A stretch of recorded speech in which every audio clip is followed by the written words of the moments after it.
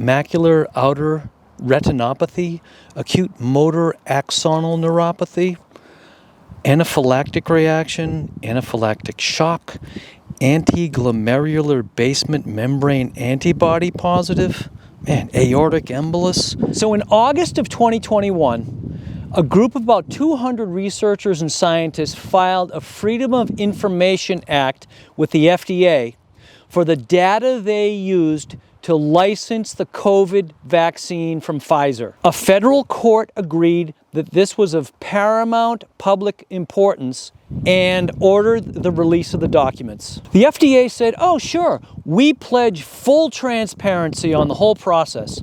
And at 500 pages a month, we can have the whole data released in 75 years. Can you even imagine the lawyer who had to go to court with that statement? Well, the federal judge said, yeah, I don't think so.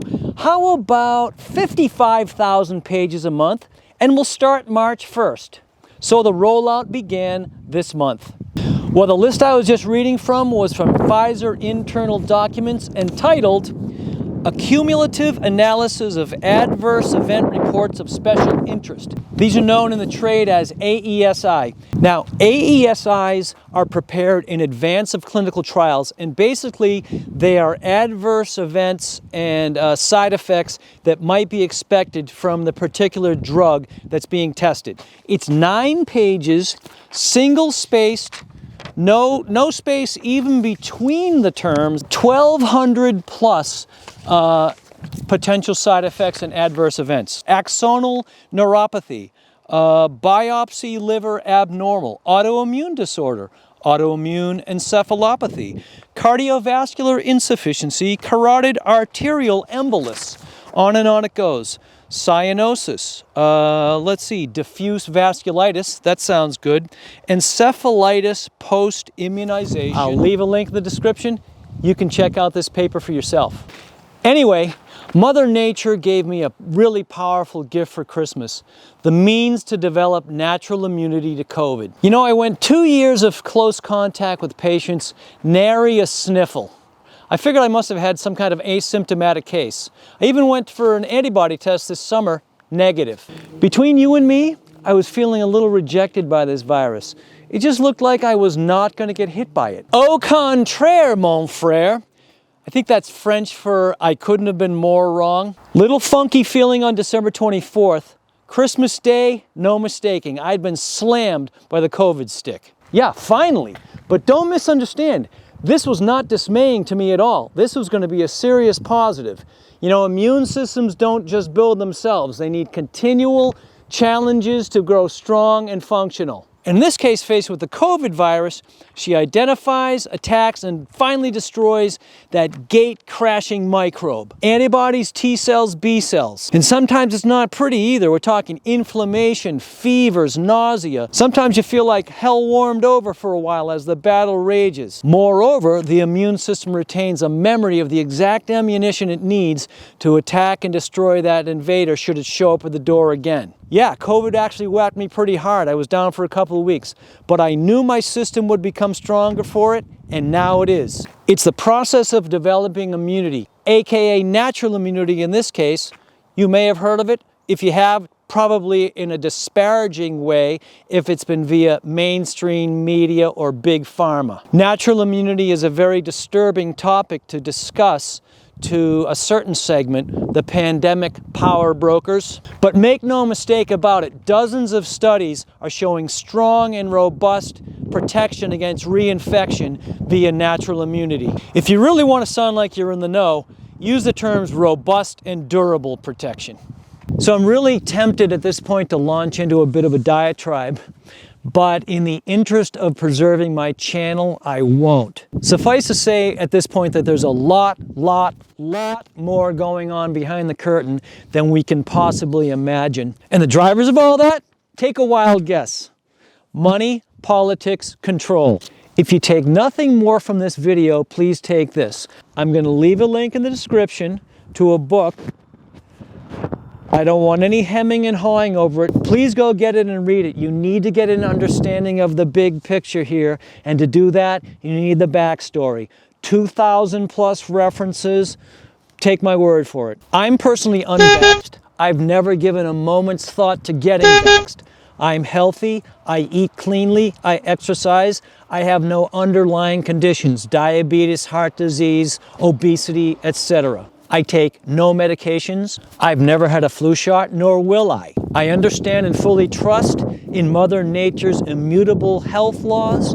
I've immersed myself in that world my entire career. That said, I believe it's your right to make your decisions about your health care. Strictly up to you. Although in the case of COVID, government has made that very difficult for many Americans. My only hope is that you make your decisions from a position of strength and information and knowledge, and not from a position of weakness and blind trust in agenda-driven government and big pharma. Are you tired yet of being blamed and shamed and chastised by big pharma, big government, big media over the vaccine? The vaccine. It's the only way out of the pandemic, we're told. Well, you don't actually believe that, do you? Even the CDC, the WHO, NIH now grudgingly admit that the vaccines neither prevent transmission nor protect the taker from infection. And you know what? The world is finally waking up to the fact that these vaccines are not without potential serious dangers. How many media minutes are devoted to understanding that our health status plays a major role in the outcomes of anyone infected with COVID or any other virus or microbe for that matter? Answer 0. Glomerulonephritis membranosus. How about hepatic vascular resistance increased? Meningitis. Yeah, herpes. On and on it goes. I think I'm starting to figure out why they shot for the 75-year timeline. And let me show you a couple more studies you haven't seen on CNN or primetime TV. An Army flight surgeon reported myocarditis in pilots after the vax. She was reprimanded. A JAMA study notes increased risk of myocarditis, especially after dose 2. Don't expect relief from the Vaccine Injury Compensation Program. Over 12,000 people to date have reported hearing problems, pain, tinnitus, etc. post-vax. A director at a Texas testing site was fired after reporting falsified data, lack of follow-up on adverse events, and so on. Earth has been around for 4,600 million years, humans about 2 million, and we've developed an amazing capacity to heal ourselves and thrive in this world of trillions of microbes and live in not necessarily harmony with, but at least in concert with, if you will. So COVID is a very powerful virus. I think we can all agree. Deadly to some. Statistics are very clear though. About 95% of all hospitalizations and deaths have occurred in people with pre-existing conditions, chiefly obesity, diabetes, heart disease. In other words, to be truthful, these people were unwell before they got sick. Age is a factor as well. 75% of all COVID deaths are in those 65 years and older. The takeaway message then, get healthy to stay healthy. So what's the plan then? Start today with small steps and don't look back. Start with some outdoor exercise daily if you can, and if possible, to squeeze in some intense exercise a couple days a week. Studies show that that does help greatly improve immune system response. Get into the woods, the fresh air, the water, the ocean, the trees. Do what you can to get outside into Mother Nature. As far as exercise, try to include some weight training, resistance exercise. Whether it's free weights, dumbbells, etc., barbells, body weight exercises, pull-ups, push-ups, all of that is a big help to the health of the system. Number 2, reduce sugar intake. That includes refined carbohydrates, and I'd also like to get wheat gluten out of that diet too, because that's very inflammatory as well. So we know that all manner of disease has an inflammatory component attached to it. Cancer, diabetes, stroke, Alzheimer's, obviously obesity. I love cookies, crackers, cereals, and so forth, breads.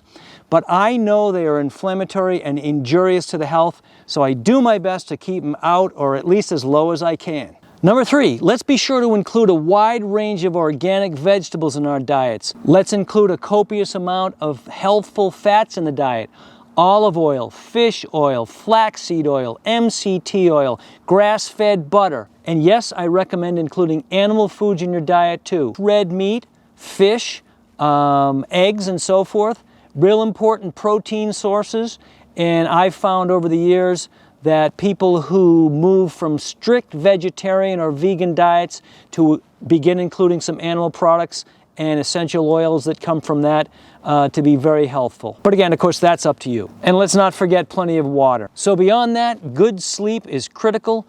I think meditation, deep breathing exercises, we could go on. As you know, I love to include functional mushrooms in my diet as well. Kay and I add mushrooms to our meals. We also use a variety of the mushroom powders and capsules from my favorite supplier, Real Mushrooms. We actually add that to our coffee every day, and that would include Organo coffee, which in itself contains reishi mushroom, probably the most studied mushroom on the planet. We have some ladies taking a walk behind us here too, getting out in nature. And I think finally, if we want to talk about some particular supplementation that may be supportive of our immune systems during the COVID crisis and in general against microbial stresses, studies show the importance of vitamin D, both vitamin D2 and 3, I like to include, zinc, N-Acetylcysteine actually has some nice support behind it, and of course vitamin C, all helpful for immune. So links in the description, and as usual, yours in vibrant health, Dr. J.